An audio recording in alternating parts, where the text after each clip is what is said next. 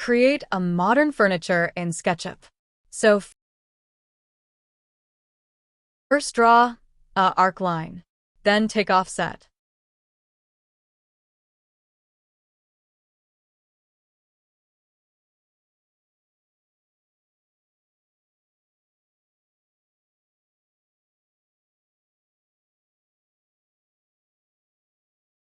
Now draw a circle.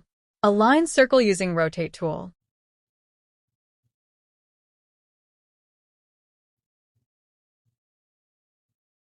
Now use follow me tool.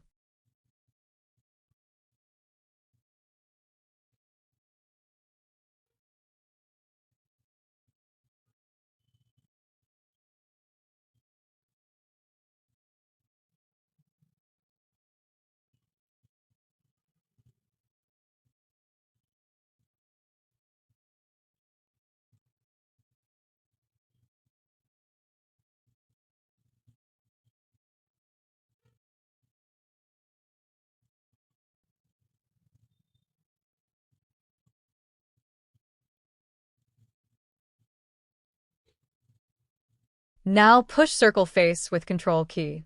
Now scale it.